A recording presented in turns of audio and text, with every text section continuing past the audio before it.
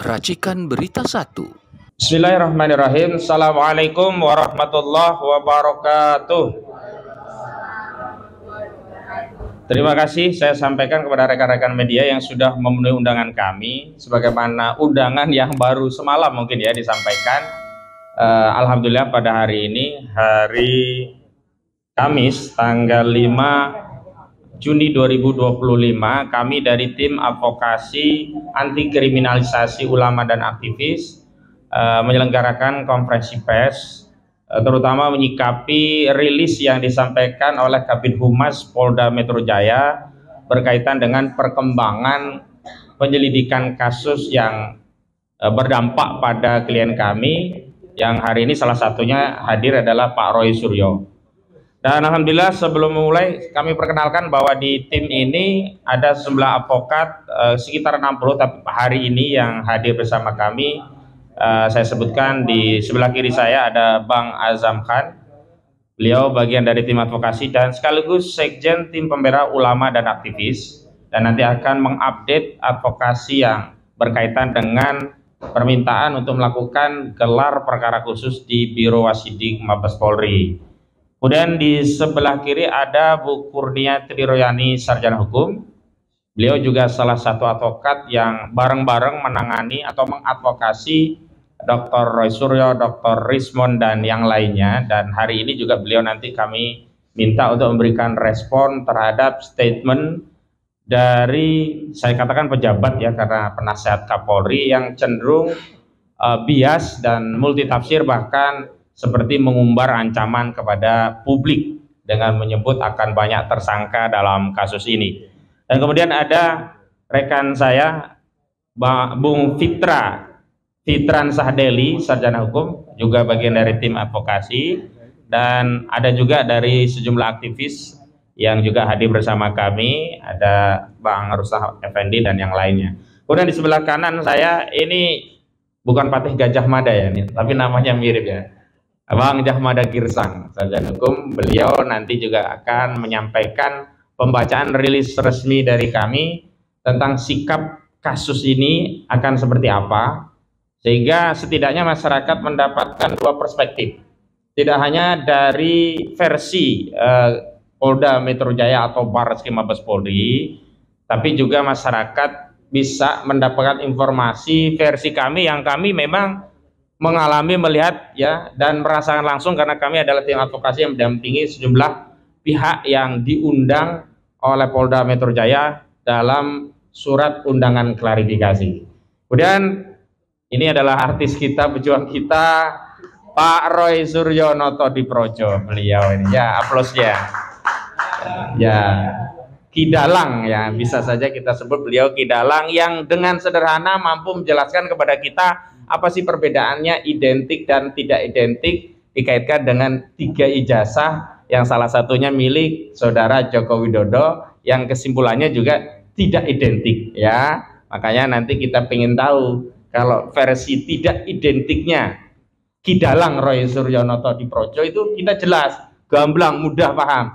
Tapi sampai hari ini ya tidak identiknya versi ya Direktur Tindak Pidana Umum Barreskrim Mabes Polri, Brigjen Pol Juhandani Rorjopuro, sampai hari ini kita tidak tahu yang dimaksud identik tidak identiknya itu yang seperti apa. Kemudian di sebelah kanan ada ya senior kita ya, Bang Medi Juniarto, sarjana hukum, adalah bagian dari tim advokasi juga. Dan Bang Medi ini yang sudah sejak lama juga menyampaikan pandangan bahwa semestinya kasus di Polda ini tidak dilanjutkan atau ditunda, karena harusnya Polda Metro Jaya mematuhi Perma nomor 1 tahun 1956 yang intinya kalau masih bergulir gugatan perdata terkait sengketa hak, yakni hak atas ijazah tadi, benar punya Jokowi atau bukan, apakah dia punya hak terhadap isi dari ijazah itu, kan sedang dipersengketakan di 2 pengadilan sekaligus. Yang pertama Pengadilan Negeri Surakarta, yang kedua di Pengadilan Negeri Sleman. Tapi ya karena logika kekuasaan itu kadang-kadang mengesampingkan ya hukum dan logika nalar sehat kita. Tetapi tetap kita sampaikan bahwa semestinya kasus ini ditunda sampai ada putusan pengadilan yang berkekuatan hukum tetap dari 2 perkara perdata, dan mungkin juga akan ada perkara-perkara perdata lainnya. Dan yang kita anggap, kita tuakan dan sebagai Dewan Penasihat kita, Dr. Ahmad Yani SHMA, ya Bang Yani selaku tuan rumah. Terima kasih Bang Yani sudah menyiapkan kantornya, ya Sai and Partner, yang hari ini kita bisa menyampaikan rilis pada kesempatan kali ini. Baik, saya mulai. Yang pertama, kami ingin tegaskan bahwa dalam konteks penanganan perkara dugaan pidana pencemaran dan fitnah yang dilaporkan oleh Saudara Joko Widodo pada 30 April 2025 sampai hari ini tahapannya baru sebatas klarifikasi.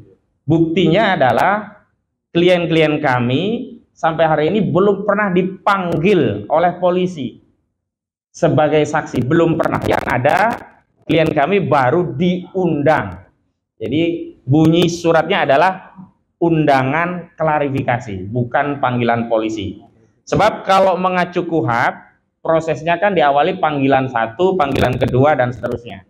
Jadi kami tegaskan bahwa hari ini proses yang sedang berjalan di Polda Metro Jaya itu belum jauh kemana-mana, baru klarifikasi. Dan kami sampaikan bahwa klarifikasi yang dimaksud itu pun belum memenuhi kualifikasi. Kenapa? Karena klien kami, terutama di Pak Roy Suryo, Pak Rizwan Hasyolan Sianipar, itu tidak pernah dijelaskan oleh penyidik peristiwa apakah yang disebutkan dalam undangan klarifikasi di 26 Maret 2025 sebagai dasar Saudara Joko Widodo membuat laporan polisi di Polda Metro Jaya. Makanya menjadi punya hak konstitusional, bahkan kewajiban hukum bagi klien kami, Pak Roy dan Pak Risman dan yang lainnya, untuk tidak menjawab peristiwa yang tidak diketahui, dilihat, dan dialami sendiri. Karena kalau kita dipanggil untuk dimintai keterangan sebagai saksi, itu kan harus sesuai dengan apa yang dimaksud dalam ketentuan pasal 1 angka 26 KUHP atau Kitab Undang-Undang Hukum Acara Pidana, bahwa saksi itu adalah orang yang melihat, mendengar, dan mengalami sendiri sebuah peristiwa sehingga dia bisa menerangkan peristiwa itu kepada penyidik. Itu yang pertama. Yang kedua, kami juga harus tegaskan ada dua peristiwa hukum yang berbeda. Tidak boleh dikait-kaitkan. Ini berjalan masing-masing.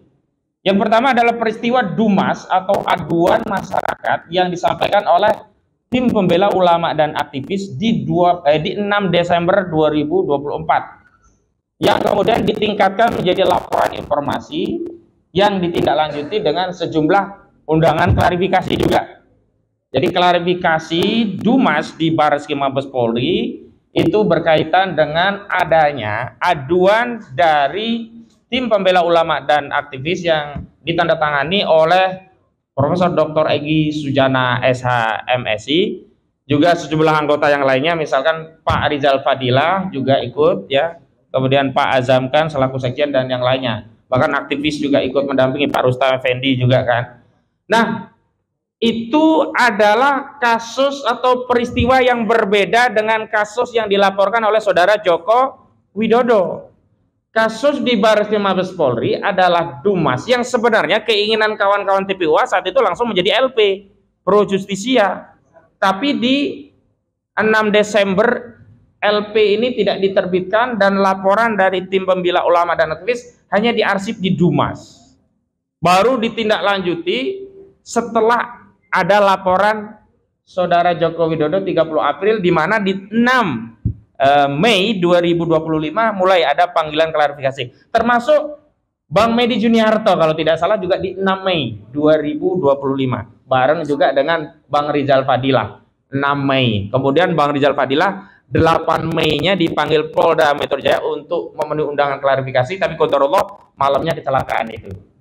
Artinya ini peristiwa yang berbeda. Apa yang dilaporkan oleh Tim Pembela Ulama dan Aktivis adalah adanya dugaan tindak pidana pemalsuan dokumen atau memasukkan keterangan palsu di dalam akta otentik atau membuat dokumen otentik yang palsu. Jadi pasal dugaan pidananya ada 263 KUHP, 264 KUHP, dan 266 KUHP. Nah, inilah yang terakhir oleh Direktorat Tindak Pidana Barreskrim Mabes Polri, Direktur Tindak Pidana Umumnya, Brigjen Pol Johan Dani Rahadiapuro, waktu hasil tes laboratorium forensik Mabes Polri menyatakan hasilnya identik dan penyelidikannya itu dihentikan. Nah, terhadap penghentian penyelidikan inilah kemudian tim pembela ulama dan aktivis ya pada 26 Mei 2025 itu mengajukan surat ke Biro Pengawas Penyidikan Barreskrim Mabes Polri yang nanti akan ada penjelasan lanjutan oleh Sekjen TPUA, ini Bang Azam kan. Dan artinya kasus itu meskipun dinyatakan selesai atau dihentikan oleh Barreskrim Mabes Polri, tapi oleh TPUA belum tuntas karena harus ada proses gelar perkara khusus sebagaimana diatur dalam ketentuan pasal 31 junto pasal 33 Peraturan Kapolri nomor 6 tahun 2019. Ini yang harus ditindaklanjuti oleh institusi kepolisian. Kenapa? Karena kalau kami dilibatkan dalam prosesnya, maka kami bertanggung jawab atas hasilnya. Berbeda dengan apa yang selama ini dilakukan oleh Barreskrim, mereka melakukan proses sendiri, tidak melibatkan kami, tidak juga kami bisa memastikan apakah yang disebut identik benar-benar perbandingan antara ijazah saudara Joko Widodo dengan ijazah lain yang benar-benar asli. Itu kami tidak bisa menjamin. Sehingga saat pengumuman yang disampaikan oleh Barreskrim Mabes Polri, kami memang menyampaikan penolakan. Kenapa? Karena prosesnya tidak transparan, jadi hasilnya tidak kredibel dan tidak akuntabel. Itu yang berkali-kali kami sampaikan bahwa keraguan atau yang kami sanksikan bukan terkait peralatan, bukan terkait teknologi, bukan terkait materi, tapi terkait ya kredibilitas dan reputasi institusi Polri. Mohon maaf, saya harus spill kasus Brigadir Joshua Huta Barat yang sebelumnya dirilis oleh Barreskrim Mabes Polri sebagai kasus tembak menembak. Ternyata setelah ada reka ulang, otopsi ulang oleh institusi di luar institusi Polri, hasilnya apa? Ternyata pembunuhan polisi oleh polisinya polisi, yakni Ferdi Sambo. Makanya nggak bisa kita diamkan, kita libasnya kayak gini. Ya, ketidakadilan itu harus kita libas. Dan kami belajar dari itu wajar, bukan hanya kami, tentu publik, rakyat juga wajar. Jika ingin ada transparansi, akuntabilitas dari prosesnya, sehingga kredibilitas dari hasil penyelidikan Barreskrim Mabes Polri itu bisa dipertanggungjawabkan, bukan hanya oleh Barreskrim, juga kita ikut bertanggung jawab. Hari ini kami tegaskan, kami menyatakan tidak ikut bertanggung jawab karena prosesnya tidak pernah dilibatkan. Yang kedua, kasus di Polda Metro Jaya adalah kasus yang dilaporkan oleh saudara Joko Widodo atau lengkapnya IRHTT Joko Widodo di 30 April 2025, di mana saudara Joko Widodo menurut keterangan Kabid Humas saat berada di daerah Karet, Kuningan, Jakarta Selatan 26 Maret 2025 mengaku melihat sejumlah video ya, kalau kayak kita scroll gitulah ya. Kok ini ada mungkin ya, kok ada omongan yang saya nggak nyaman. Nah, itu yang kemudian dikumpulkan 24 video dan dibuat laporan polisi. Itu yang tidak pernah muncul saat pemeriksaan klien-klien kami memenuhi undangan klarifikasi. Karena tidak pernah dijawab peristiwa 26 Maret itu peristiwa apa. Tidak pernah disebutkan. Kita mendapat peristiwa itu, keterangan bahwa itu peristiwanya adalah saat saudara Joko Widodo ada di daerah Karet, Kuningan, Jakarta Selatan. Itu ketika ada rilis dari Kabid Humas, Kabid Humas Polda Metro Jaya. Ya, Kombes Pol Ade Arisam Indardi. Jadi nggak keliru kalau kita bertanya, kenapa? Karena dimintai klarifikasi, peristiwanya tidak jelas begitu. Nah, ini yang kemudian diduga kalau laporannya adalah penghinaan dan pencemaran. Makanya kami selalu tegaskan kalau pasalnya penghinaan dan pencemaran terkait saudara Joko Widodo merasa dihinakan sehina-hinanya, direndahkan serendah-rendahnya, maka yang relevan pasalnya adalah 310 KUHP tentang pencemaran, 311 KUHP tentang fitnah, dan okelah masuk Undang-Undang ITE 27A Undang-Undang ITE tentang menyerang kehormatan melalui sarana elektronik. Tapi di undangan klarifikasi itu muncul pasal-pasal selundupan ya, pasal 35 ya dijuntukan dengan ancaman pidananya, dan pasal 32 dijuntukan dengan ancaman pidananya.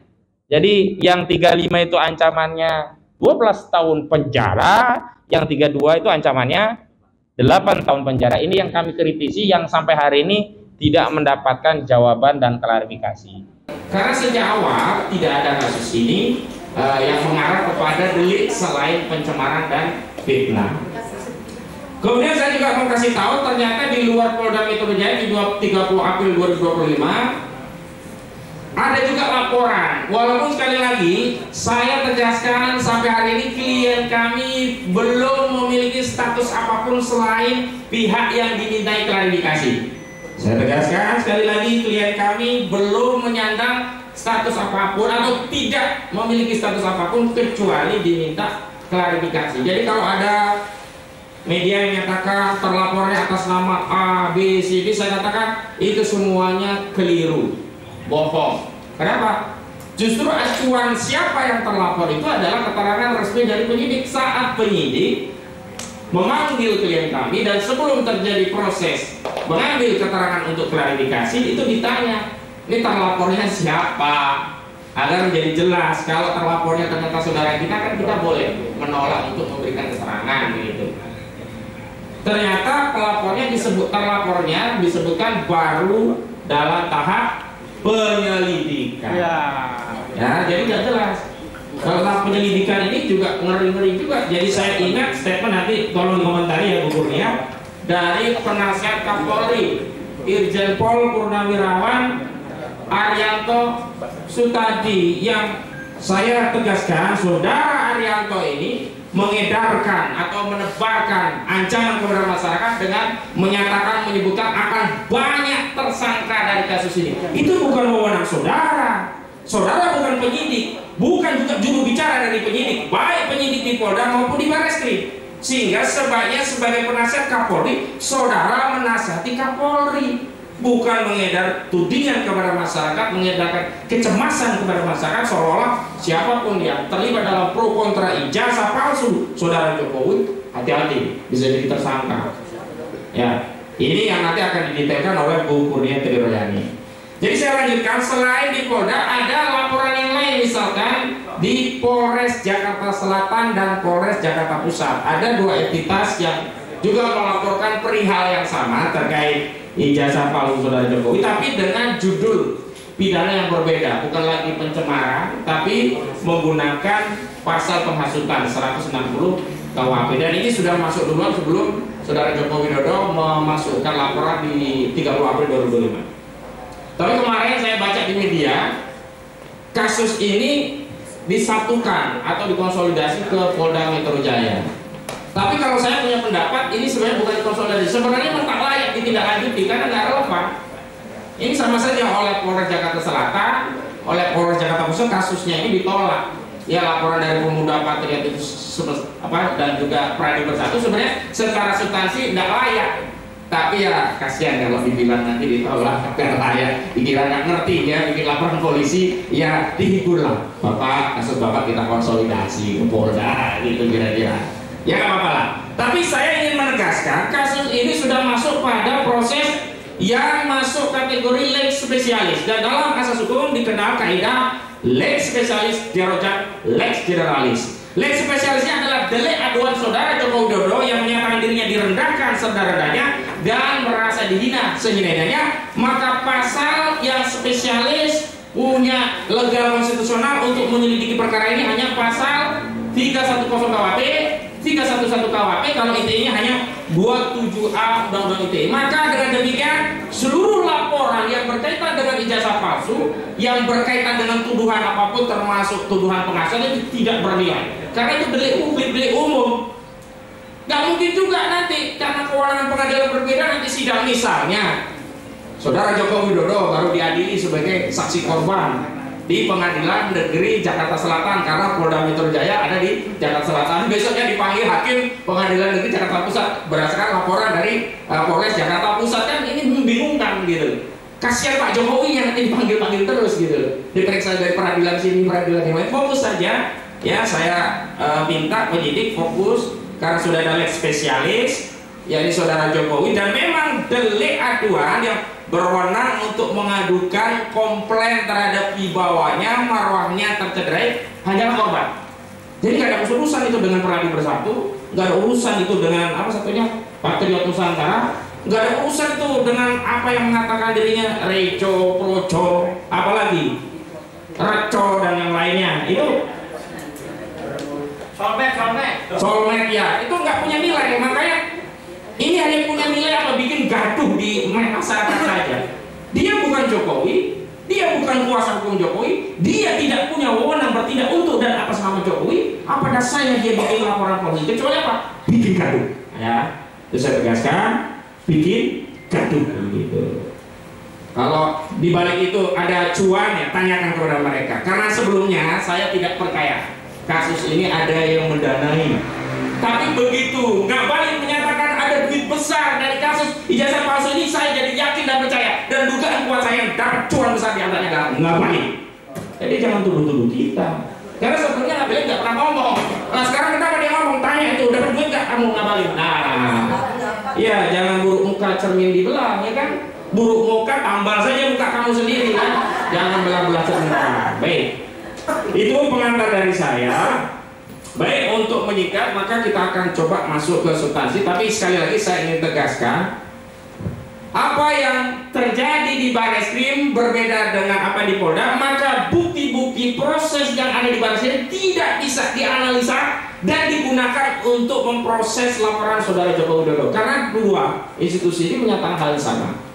Brigjen Pol Johandani Rajapuro menyatakan akan berkoordinasi memberikan bimbingan kepada bawahannya di Polda. Polda juga katanya akan berkoordinasi menganalisa hasil lapor dari Baris Krim Mabes Polri untuk menangani kasus saudara Joko Widodo. Makanya kalau mau fair, tidak menggunakan hasil yang sudah dilakukan oleh Barreskrim, harus menggunakan hasil penyelidikan sendiri oleh Polda Metro Jaya. Makanya kami sudah lama melalui Bang Petrus Celestino selaku koordinator litigasi ya di tim kami meminta agar apa? Ijazah saudara Joko Widodo disita sebagai barang bukti, dianalisa di situ. Dan nanti kalau waktu gelar perkara di kasus laporan saudara Joko Widodo, kami selaku pihak yang berkepentingan harus ya dilibatkan, baru nanti kita bisa lihat mana sih jasa Jokowi. Oh ini tahu jasa Jokowi misalnya begitu, kita bisa melihat. Jadi yang melihat merabang menerawang bukan hanya kuasa hukum Jokowi, kan katanya kuasa hukum Jokowi meyakini itu asli karena sudah melihat meraba dan menerawang. Saya kira ini kayak uang gopean aja ya, melihat meraba menerawang. Jadi metode meyakini ijazah itu asli disamakan dengan metode ngecek uang itu asli atau palsu gitu. Jadi itu kami menyatakan menolak hasil dari Barreskrim digunakan untuk proses di Polda Metro Jaya karena berbeda. Di Barreskrim untuk awalnya Dumas, laporan informasi ditindaklanjuti dengan klarifikasi. Di Polda Metro Jaya langsung LP Pro Justisia, ditindaklanjuti dengan surat perintah penyelidikan, dan terakhir ditindaklanjuti dengan mengundang sejumlah pihak untuk melakukan klarifikasi. Ada satu contoh ya yang saya unggah dalam artikel adalah kasusnya Setia Novanto. Awalnya kan dia ditetapkan tersangka berdasarkan sprindik pihak lainnya, keterangan saksi lainnya. Nggak bisa, karena apa? Kasus orang itu ya satu-satu, nggak bisa berkas satunya dipakai berkas orang lain, nggak bisa. Akhirnya kan waktu itu diperadilankan dan batal, terus diterbitkan sprindik baru. Saya tidak mau menyatakan nanti akan kami pra-peradilan, itu hal yang lain. Tapi sebenarnya kita ini sebenarnya kita seluruh rakyat pengen transparansi, pengen segera masalah ini selesai. Jenuh ngomongin jasa palsu terus terang. Gak ada duit kita ini. Jangan dibilang ngapelin kita ini proyek-proyek, kalau ngabalin dugaan kuat saya dapat ya duit ya. Iya. Tapi kita ingin jawaban, dan sebenarnya saya dalam sebuah rilis media kami sampaikan bahwa kalau secara objektif ini kan secara hukum, tapi secara subjektif sebenarnya saudara Joko Widodo bisa mengambil sikap subjektif dengan bersikap negarawan, perwira, kesatria, menunjukkan ijazahnya selesai. Tapi kalau ternyata ijazahnya memang bermasalah, ya saya pun dalam posisi itu takut menunjukkan ijazah itu. Baik, itu saja dari saya. Selanjutnya yang kedua, kita akan bacakan dulu rilis resmi dari kami Nanti rilis ini akan kami edarkan media, boleh dikutip seluruhnya atau sebagian, dan pembacanya akan disampaikan oleh Bang Jahmada Girsan. Kepada Bang Jahmada Girsan dipersilakan. Terima kasih rekan. Untuk lengkapnya agar ini tertib, kami akan bacakan press release yang disampaikan oleh rekan polisi tadi agar hal ini bisa terkoordinir dengan baik dan dibaca oleh halayak ramai. Laporan polisi dugaan penyamaran dan fitnah yang diajukan saudara Joko Widodo di Polda Metro Jaya baru sebatas undangan klarifikasi seperti yang dikatakan tadi rekan polisi.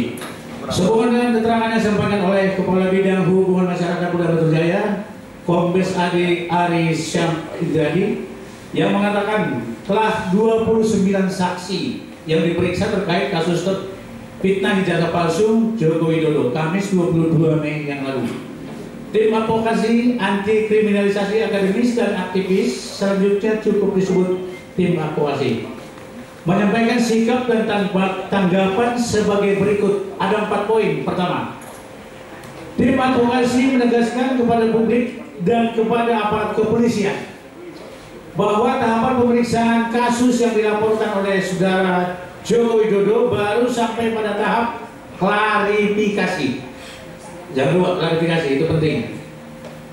Hal ini dibuktikan dengan adanya undangan klarifikasi kepada sejumlah pihak, termasuk yang diajukan kepada Pak Roy Suryo, Resmen Syanipar, Rijal Fadila, Kurnia Triyorani, Tauzia, Ibu Tifa lah ya, Korinalia, Tiasyuma, Damai Hari Lumis, Ruslam Effendi, hingga rekan Egy Sujana. Sampai saat ini belum ada satu pun panggilan polisi yang ditujukan kepada sejumlah pihak, khususnya kepada pihak-pihak yang telah dilakukan klarifikasi tersebut melalui undangan klarifikasi yang diterbitkan oleh Polda Metro Jaya. Maksudnya belum ada panggilan kelanjutan. Ini baru undangan. Sejujurnya undangan boleh hadir, boleh tidak, karena namanya juga undangan. Kedua, tim advokasi menegaskan kepada publik dan kepada aparat kepolisian bahwa penyidikan kepada aduan masyarakat di Humas Direktorat Tindak Pidana Umum Baris Krim Polri yang diadukan oleh TPUA berbeda dengan penyidikan perkara polisi LP Saudara Joko Widodo di Reskrimum Polda Metro Jaya.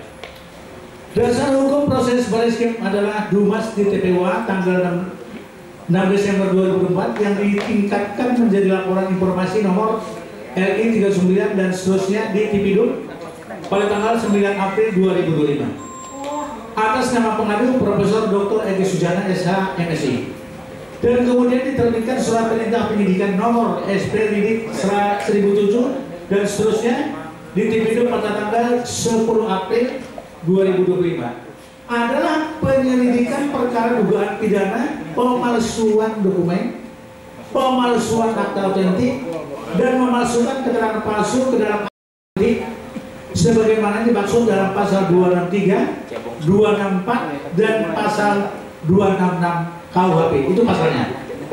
Adapun dasar proses di Polda Metro Jaya adalah laporan Saudara Joko Widodo nomor LP-B 2831 4/2025 SPKT Polda Metro Jaya tanggal 30 April dan kemudian diterbitkan surat perintah penyidikan nomor SP Lidik /2961 /4 Res 114 2025 di Tipidum Polda Metro Jaya tanggal 30 April adalah penyelidikan perkara dugaan pencemaran nama baik dan fitnah sebagai maksud dalam pasal 310, 311 dan pasal 27A Undang-Undang ITE. Karena itu, tim advokasi menegaskan bahwa seluruh proses dan bukti dalam penyidikan dugaan pidana di Baris Krim Polri tidak dapat digunakan memproses dugaan tidak pidana pencemaran nama baik atau fitnah yang saat ini perkaranya diselidiki Polda Metro Jaya.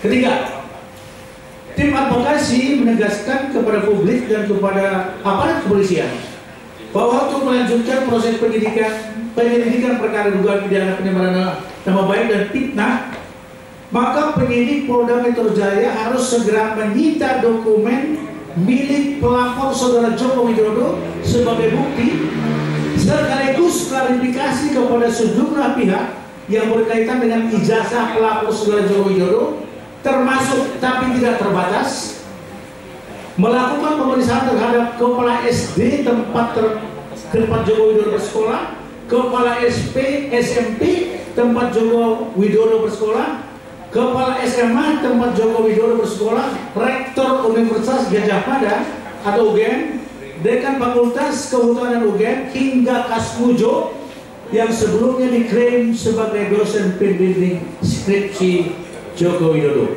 Keempat, tim advokasi menegaskan kepada publik dan kepada aparat kepolisian bahwa kasus dugaan pidana pemalsuan dokumen ijazah palsu Joko Widodo, pemalsuan akta otentik dan pemalsuan keterangan palsu ke dalam otentik sebagaimana dimaksud dalam pasal 263 KUHP, 264 dan 266 KUHP yang dilaporkan oleh TPUA belum tuntas dan tidak dapat dihentikan secara sepihak oleh Bareskrim Polri.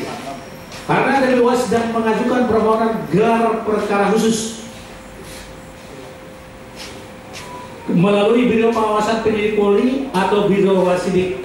Karena itu semua pihak diminta untuk bersabar hingga terselenggara proses gelar perkara khusus nanti.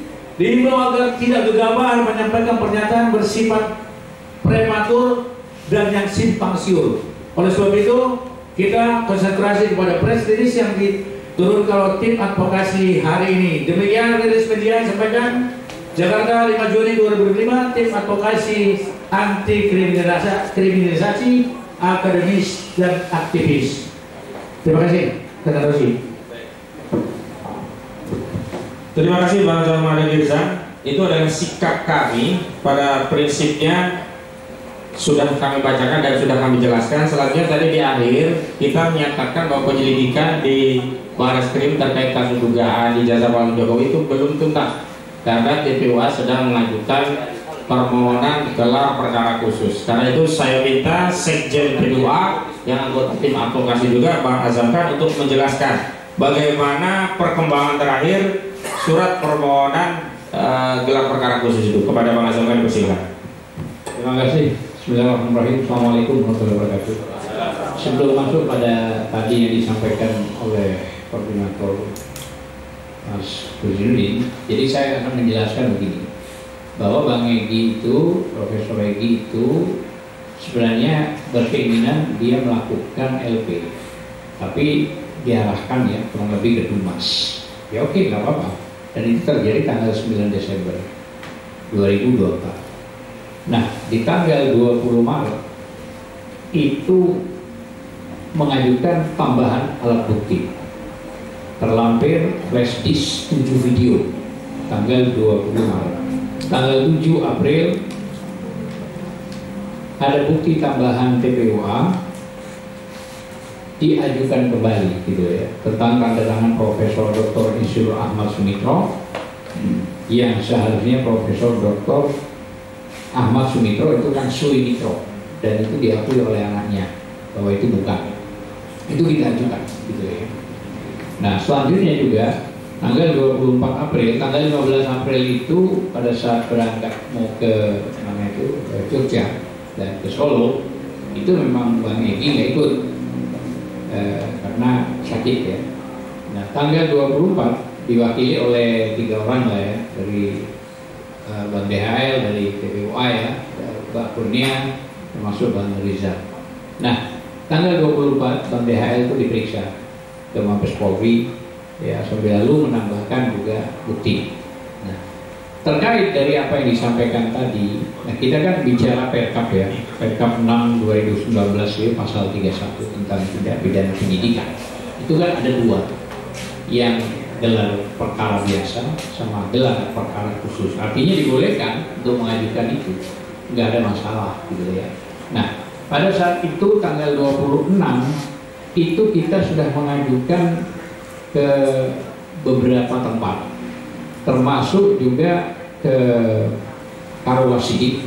Sudah ada tanda terima kita ya dari Karowasidik itu tanggal 26 bulan April ya, sudah kita ajukan. Ini tanda buktinya ya. Terus selain daripada itu juga ke Kepala Kejaksaan Agung juga sudah diajukan dan ini tanda buktinya juga diterima ya. Terus yang ketiga ini ada tim ulama permohonan gelar perkara. Ini kan menyangkut soal masalah gelar perkara khusus ya. Nah, karena keterkaitan proses apa yang diajukan Prof. Egy ini 6 bulan belum dapat LP, tahu-tahu dihentikan, ya kan? Karena dihentikan, maka ini kan nggak fair, gitu. Artinya kenapa sih kalau dihentikan ini orang mau diproses masih berjalan, gitu loh ya? Nah itulah masalahnya. Makanya TPUA ini dengan tim gabungan mengajukan untuk gelar perkara khusus karena memang diatur di PK gitu ya, tadi yang saya sebut itu pasal 316 2019 gitu ya. Karena ada 2 tadi yang saya sebut, kalau satunya khusus gitu ya. Nah ini juga sudah dapat kita juga tanda terima dari Komisi Kepolisian Nasional, Kompolnas ya, sudah juga dapat tanda terimanya gitu ya. Dan termasuk juga ini sudah kita dapat dari Kabar Eskrimnya ya, sudah dapat juga, dan dari Kapolri dan Wakapolri sudah juga dapat sudah kita masukkan semua itu ya, termasuk kepada Presiden juga ya, diajukan ya, sudah dikirim semuanya. Nah artinya sudah clear. Hanya kita di sini minta ada audensi. Nah audensi ini yang kita ajukan ke Irwasum. Nah ini juga tanggalnya 26 Mei juga diajukannya ya. Nah ini kita pengaduan dan permohonan audensi dan kita sudah dapat juga suratnya. Tapi kan di sana yang menentukan kapan audensi itu. Artinya kalau dari tim kita, ya tim kriminalisasi juga menyesuaikan. Ya itu yang bisa saya sampaikan, bahwa pentingnya proses ini karena apapun alasannya, jangan sampai ada kriminalisasi dalam konteks ini. Kita harus fair. Artinya fair di sini, jangan hukum dikuasai sepihak dengan pesanan sepihak, ya kan? Terus rakyat menjadi korban kriminalisasi. Padahal ini kan logikanya sangat sederhana. Tunjukkan aja, selesai soal ini gitu ya. Panggil aja ahli-ahli forensik, panggil aja ahli digital, panggil aja ahli telematika dan apapun, dikumpulkan supaya terbuka aja. Cuma urusan sederhana kok. Kenapa sih harus begini gitu? Nah, tapi ya sudah, karena ini berjalan ya apapun. Tadi juga sempat disinggung oleh koordinator Ahmad Rosmudi, jangan sampai juga menakut-nakuti rakyat. Banyak yang mau jadi tersangka apa itu nggak boleh begitu. Apalagi ini yang pernah dilihat di salah satu stasiun televisi, salah satu yang menunjukkan bergol itu sudah tidak pada tempatnya. Dan itu kan pengancaman, itu nggak boleh begitu. Jadi secara etika itu sudah pengawur sudah itu, dan itu menunjukkan arogansi yang seolah-olah dia itu hebat, padahal justru itulah menelanjangi dirinya sendiri. Yang bisa megang borgol itu adalah penyidik, gitu ya. Dan mungkin kejaksaan juga bisa melakukan itu. Selain dari itu nggak ada. Seorang advokat itu dituntut dalam sumpahnya pasal 4 itu harus objektif, baik, gitu ya. Tidak boleh melakukan hal-hal yang model begitu. Mungkin ini yang bisa saya sampaikan. Terima kasih. Assalamualaikum warahmatullahi wabarakatuh. Waalaikumsalam warahmatullahi wabarakatuh. Dan kami perlu ya merespon karena apa yang dilakukan oleh penasihat Kapolri, Irjen Pol Purnawirawan Arianto Sutadi ini sudah beberapa kali di sebuah media, agar pertama publik jadi tentram, nggak ada ya orang jadi tersangka kalau nggak salah, dan mendiskusikan masalah kasus ijazah palsu ini bukan kejahatan. Pro kontra itu biasa, jangan semua dipaksa pro atau dipaksa kontra. Biarkan rakyat yang menilai apakah mereka yakin ijazahnya palsu atau tidak. Dan sebenarnya kalau ingin membangun keyakinan berdasarkan bukti, itu tinggal tunjukkan. Kalau narasi ya memang masyarakat tidak mudah untuk mempercayai narasi. Saya kasih ilustrasi demikian ya. Kita tidak mungkin sampai ke puncak gunung melewati rute pendakian yang sudah terbukti gagal.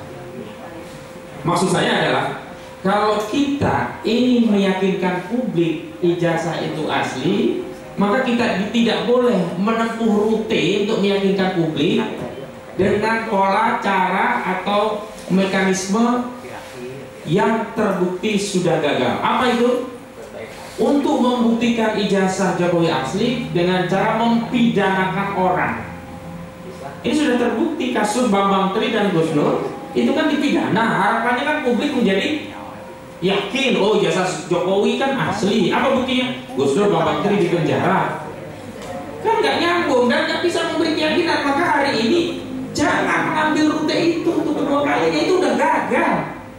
Dan dari dulu rute yang kita sediakan, yang rutenya itu nggak capek, nggak perlu mendaki, nggak perlu melibatkan polisi, nggak perlu melibatkan UGM, nggak perlu melibatkan relawan, nggak perlu melibatkan kuasa hukum, nggak perlu melibatkan media, bahkan tidak perlu butuh penelitian Pak Roy Suryo dan yang lainnya gitu, dengan menunjukkan ini rute yang paling sederhana kalau ingin membuktikan ijazah itu asli. Jangan capek-capek naik ke puncak gunung seperti kasus Bambang Tri akan gagal, begitu. Dan saya minta Bu Kurnia Triadi untuk memberikan paparan secara konstitusional, secara hukum, bagaimana sikap kita warga negara dan terutama pejabat publik dalam mensikapi kasus ini. Dan tentu saja kita tidak boleh offset ya, melanggar batas-batas kewenangan dari institusi yang sebenarnya sudah punya tugas dan tanggung jawab masing-masing. Mengumumkan ada tersangka atau tidak itu urusannya polisi, dalam hal ini Polda Metro Jaya. Nggak ada urusannya dengan penasihat Kapolri. Justru penasihat Kapolri harus menasihati Kapolri, bukan bikin gaduh di tengah masyarakat. Baik, Bu Kurnia, silakan Bu. Bismillahirrahmanirrahim. Assalamualaikum warahmatullahi wabarakatuh. Bersyukur kita ya bahwa pada hari ini kembali Allah memberikan kesempatan bagi kita untuk terus menegakkan kebenaran dan keadilan, dan salah satunya pada acara ini untuk memberikan klarifikasi. Saya kebagian untuk menanggapi dengan gestur ya daripada penasehat Polri, yaitu Bapak Arianto Sutadi, benar namanya segitu ya. Saya ingin mengatakan begini sebagai permulaan ya, bahwa dalam azas fiksi hukum semua orang itu dianggap mengetahui keberadaan dan keberlakuan hukum. Tidak peduli apakah dia tamatan UGM atau tidak, ataukah dia hanya tamat SD, SMP, dan SMA, tapi semua orang dianggap mengetahui hukum. Ya, nah dalam hal ini, apabila ada rakyat yang menginginkan untuk mengetahui suatu informasi publik, let's say itu adalah ijazah daripada pemimpinnya barangkali yang sedang dipermasalahkan, maka ini sebenarnya bukanlah suatu hal yang merupakan perbuatan kriminal. Ya, ini adalah hak konstitusi. Dua undang-undang, yaitu undang-undang tentang keterbukaan informasi publik serta perlindungan data pribadi, tidak ada satupun dalam kedua undang-undang tersebut yang memberikan dasar hukum bagi seorang pejabat publik untuk mengkriminalisasi rakyat yang mempertanyakan hal tersebut. Ya, patut ini digarisbawahi. Nah, oleh karena itu kami ingin mengatakan, terkadang kita bertanya, siapa yang sesungguhnya membisiki mantan presiden kita ini jika dia tidak mengerti tentang undang-undang informasi publik, keterbukaan publik, dan undang-undang perlindungan data pribadi, ya, siapa yang membisiki ini? Sehingga setiap orang yang bertanya itu harus dipolisikan begitu. Patut kita pertanyakan ini. Nah, mengenai Bapak Arianto Sutadi ini, memang kalau kita tonton ya acara debat, kemudian diskusi di televisi, ini apa yang beliau sampaikan ini menyakiti hati rakyat. Maka jangankan saya sebagai kuasa hukum atau mungkin sebagai terlapor ya, saya sebagai rakyat Indonesia pembayar pajak tidak sudi mendengarkan keterangan yang demikian itu. Ya, mengapa? Karena beliau dalam salah satu acara itu menggunakan kata-kata ini adalah pertarungan antara dua kelompok. Yang satu adalah pembenci Joko Widodo, yang satunya lagi bersimpati kepada Joko Widodo. Pemilihan diksi ini saja sudah menunjukkan ada disparitas, diskriminasi, keberpihakan, dan menurut saya jahat sekali ya. Nah sekarang saya balik, Bagaimana kalau saya katakan ke Bapak ya, bahwa kata-kata yang menyatakan bahwa ini adalah merupakan perseteruan antara dua kelompok, saya tambahkan ini ya, yaitu orang yang membenci kezoliman Jokowi. Yang satunya lagi saya tambahkan kelompok yang bersimpati pada kezoliman Jokowi. Enak nggak didengar? Enggak kan? Jadi gunakanlah kata-kata ya, yang kata-kata itu tidak Anda gunakan untuk membela atau berpihak, tapi lakukan tugas Anda yang pada saat ini adalah sebagai penasehat ahli Kapolri. Namanya saja ahli, berarti kan di atas orang rata-rata begitu ya. Apalagi yang dinasihati adalah Kapolri begitu. Nah kemudian makin banyak lagi ini, baru sekitar beberapa jam yang lalu lah, karena sedang merespon tentang pengadilan yang ada di Sleman dan di Surakarta ya.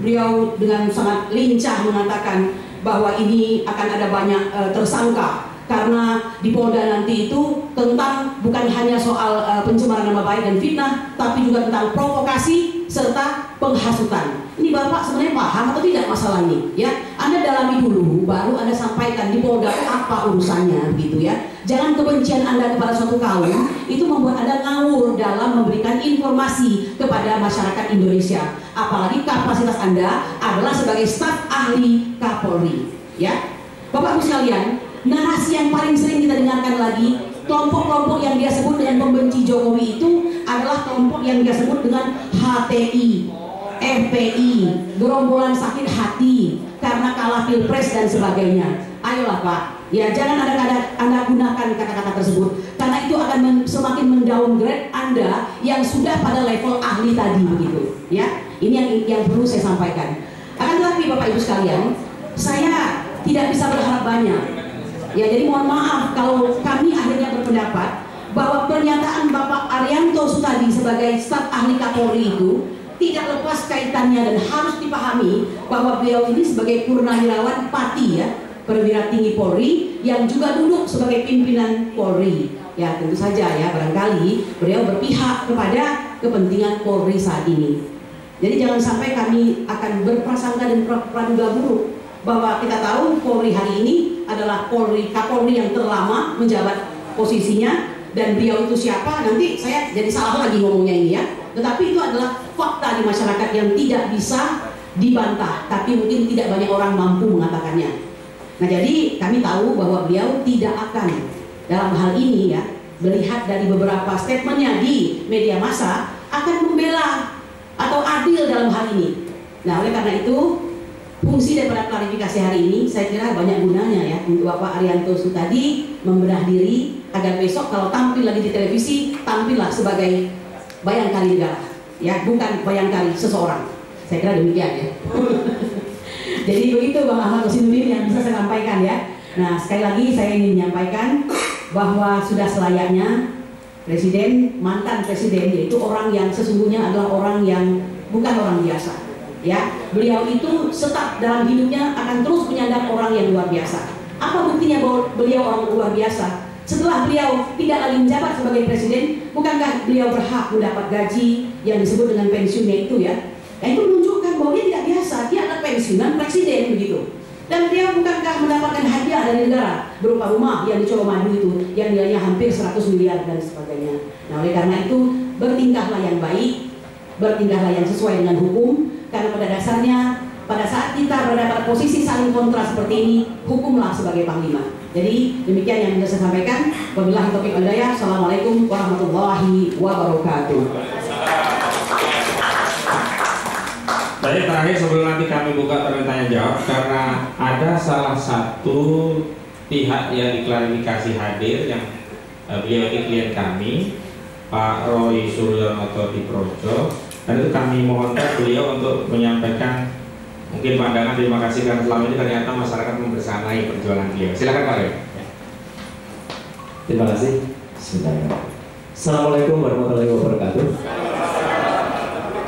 Pertama-tama sebelum semuanya, marilah kita panjatkan doa kepada Allah SWT. Semoga saudara-saudara kita yang hari ini sedang menunaikan puncak ibadah haji berjalan dengan lancar dan semua bisa dilindungi dan mendapatkan ridho serta mabrur dari Allah SWT. Terima kasih sebelumnya kepada Saibul Bait kita, ya Pak Ahmad Yani. Kemudian ini di samping saya ini Pak Med ini benar-benar kalau ini membersamai, karena ketika saya dilakukan periksa beliaulah yang membersamai saya dan hebat sekali memegang rekor kecepatan ya. Kira-kira beliau ini saya cepat sekali.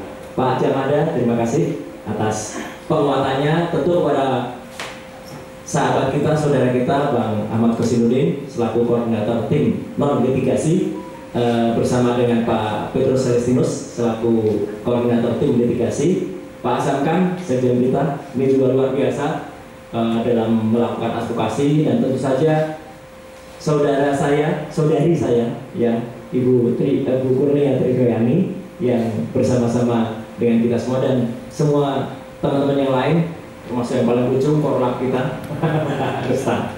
Baik, saya sebenarnya tidak perlu untuk menambahkan apa yang saya sampaikan.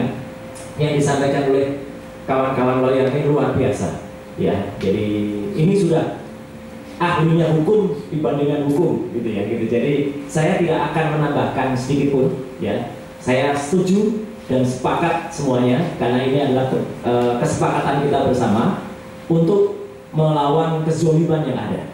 Jadi artinya kalau tadi Ibu Kurnia Trigoyani menyampaikan sebenarnya ini ada dua kelompok yang membela orang yang zolim dengan kelompok yang mengutamakan kejujuran. Setuju tidak? Setuju. Nah itu aja yang dipakai. Jadi kalau mau diadu domba, tapi sebenarnya kita tidak mau diadu domba.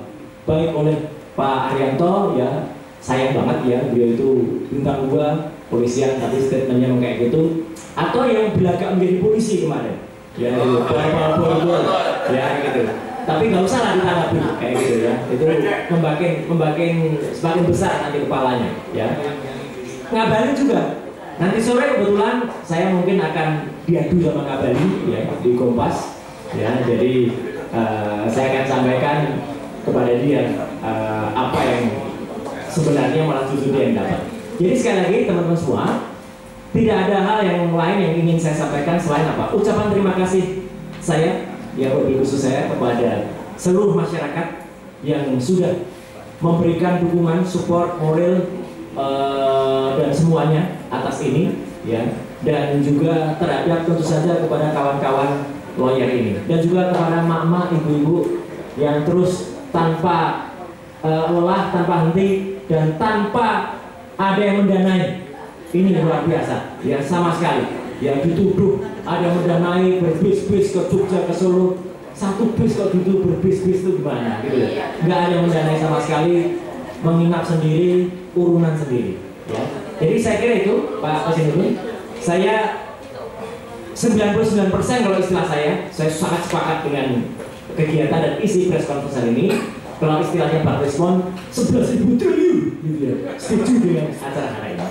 Jadi itu saja yang saya sampaikan, dan mohon izin juga saya bukan spin, tapi karena ada sedikit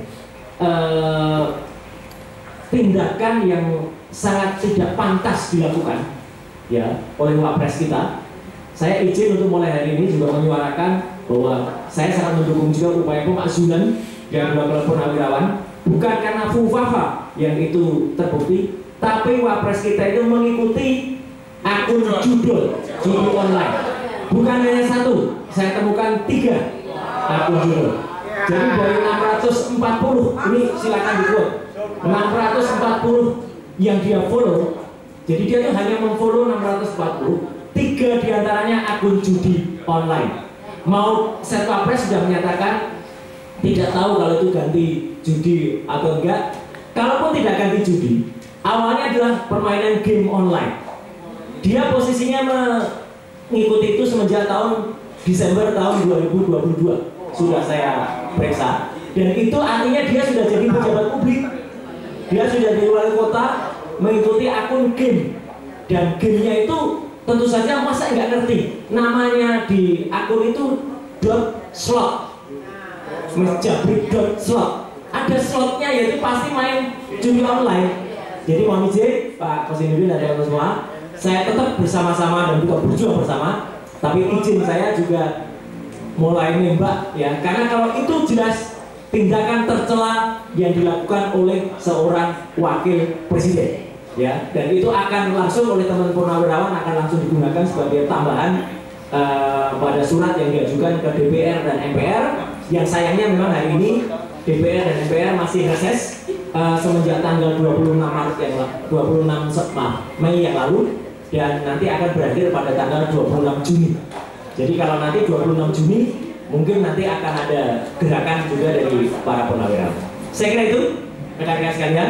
Sekali lagi kita berterima kasih kepada seluruh masyarakat dan juga mohon doa, mohon supportnya kepada tim yang kali ini menegakkan kejujuran melawan kezaliman. Terima kasih. Wassalamualaikum warahmatullahi wabarakatuh. Baik, sebelum kita tutup, tadi ternyata ada juga mama dari KNPRI, tapi jenderalnya Bu Mary Sabiri nggak hadir ya. Juga mama dari Aliansi Rakyat Menggugat, jenderalnya juga nggak hadir.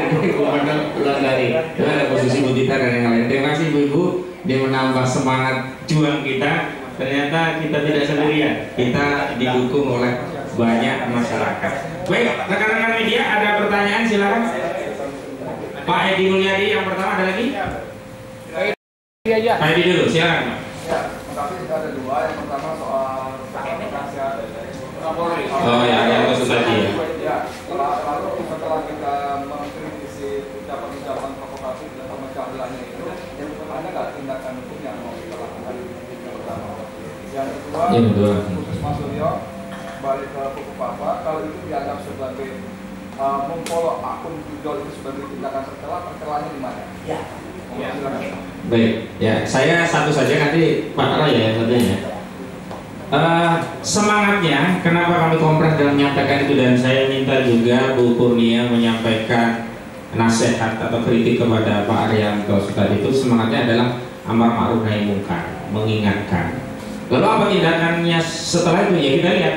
Mudah-mudahan dengan diberi nasihat terbuka seperti ini, beliau bisa mengukur diri, mawas diri, dan introspeksi diri. Sehingga ke depan statementnya menggunakan ungkapan atau bahasa narasi-narasi yang menyatukan, meneduhkan, memberikan solusi, bukan sebaliknya ya, membuat masyarakat justru khawatir atau cemas. Walaupun saat ini saya yakin masyarakat tidak peduli dengan statement seperti itu, tapi sebagai sebuah bangsa yang besar, alangkah eloknya jika para pejabat, apalagi kelasnya penasihat Kapolri, itu mendidik rakyat dengan statement yang beradab, bermartabat, dan menyejukkan. Itu ya Pak Edi Mulyadi. Tapi itu yang kedua, saya langsung ke Pak Roy yang menjawab. Silakan Pak. Baik, terima kasih. Jadi Bapak Ibu, saya jawabnya singkat saja. Siapa orang Indonesia yang menolak kalau bermain judi itu tidak melanggar hukum? Iya kan? Atau tidak tercela. Atau jadi jelas bermain judi mau offline mau online itu adalah melanggar hukum. Saya mohon maaf bukan pemerhati hukum, mungkin ada pasalnya apa, judi itu pasal berapa. Yang jelas apa? Dia memfollow akun Instagram resmi dia, Gibran Rakabuming, itu memfollow akun judi online. Dan artinya dengan memfollow Instagram akun judi online, dia harus sadar bahwa yang di follow itu adalah pelanggaran hukum. Jelas sudah. Pelanggaran hukum adalah tindakan tercela, apalagi dilakukan oleh orang yang dipercaya menjadi orang nomor 2 di Indonesia. Jadi terima kasih Pak Jamada. Setidaknya orang judi online itu melanggar pasal 303 KUHP dan melanggar pasal mengatur tentang perjudian yang dapat diancam dengan pidana penjara paling lama 10 bulan dan atau denda. Bisa berapa bulan pun ya, itu adalah pelanggaran yang dilakukan oleh pejabat negara. Dan tidak hanya satu akun Instagram yang follow tentang judi. Kemarin terungkap baru satu. Saya sudah beberapa semalam 3 yang di follow oleh dia. Jadi kalau semua orang dianggap mengerti hukum, apalagi seorang wakil presiden, dia harus lebih mengerti hukum. Dan ini sudah dijawab oleh Sekretariat Wapres. Katanya tidak tahu kalau itu akun judi online, karena sudah berubah, itu tadinya game online. Come on, game online itu namanya tidak ada slotnya. Kalau ada slotnya, itu jelas. Dan dia sudah, tak ulangi sekali lagi, dia sudah mengikuti akun itu semenjak bulan Desember tahun 2020. Hari ini memang sudah di-unfollow, Tapi masih ada satu yang lupa, dia belum upload hari ini. Ya. Setelah ini mungkin ya. Setelah ini mungkin kan. Jadi sekali lagi itu, Pak Edi, saya tidak terima kasih Pak Jawanda tadi sudah diinfokan. Tapi saya kira pasalnya bukan hanya itu, Pak. Ya, karena pasal untuk pemakzulan itu ada ya, pasal 7A atau apa itu yang nanti akan. Dan ini sekaligus support kita, gantian kita support kepada senior-senior kita di Purnawirawan TNI, Forum Komunikasi Purnawirawan, agar ini menjadi. Jadi kalau kemarin kata, oh itu kan sudah lewat, yang MK 90 sudah lewat, FUFAPA sudah lewat. Lah ini baru dilakukan dia. Jadi existing dia ketika menjadi wali kota dan setelah menjadi wakil presiden. Terima kasih. Assalamualaikum warahmatullahi wabarakatuh. Jadi kalau untuk pasalnya Bang Edi itu terkenal, ada geng Sambo dulu kan konsorsium 303 itu GDW. Dan memang di pasal 7A Undang-Undang Dasar 1945 sebagai salah satu syarat pemakzulan presiden dan wakil presiden itu diatur tentang perbuatan tercela. Ya kita lihat nanti DPR MPR seperti apa. Kita dukung Purnawirawan Prajurit TNI yang sudah menyatakan 8 poin sikap, dan salah satunya adalah agar Saudara Gibran Raka dimakzulkan. Ada lagi? Ada? Ya, Ibu, silakan Bu. Nah, satu lagi, siapa? Oke, silakan. Ya, yang pertama adalah apa yang akan dilakukan oleh tim ini apabila gelar perkara khusus nanti ditolak oleh Polda. Yang kedua, bukan Polda ya, Barreskrim. Ya, Barreskrim, sorry. Yang kedua, apakah ada upaya dari tim ini untuk menggugat Presiden Jokowi secara pribadi nantinya? Terima kasih. Baik, oke. Yang pertama memang untuk dapat dilakukan gelar perkara khusus itu harus atas perintah atasan penyidik. Dalam hal ini pengawas penyidik, yakni Biro Pengawas Penyidik Barreskrim Mabes Polri. Dan karena itulah kami meminta agar dilakukan gelar perkara khusus. Tapi bagaimana kalau tidak dilakukan? Nah, jalan yang mungkin kami tempuh diantaranya maksudnya adalah menggugat secara perdata perbuatan melawan hukum sebelah pihak, baik Barreskrim, baik Biro Wasidik, Kapolri, termasuk Joko Widodo, termasuk UGM, termasuk Dekan Fakultas Kehutanan GM, termasuk Pak Kasbujo, agar kita kalau nggak bisa digelar perkara di Mabes Polri, kita gelar perkara di pengadilan negeri. Setuju? Itu sekali menjawab pertanyaan kedua. Oke ya, cukup demikian. Terima kasih atas atensinya. Kurang lebihnya mohon maaf. Wassalamualaikum warahmatullahi wabarakatuh. Ustaz.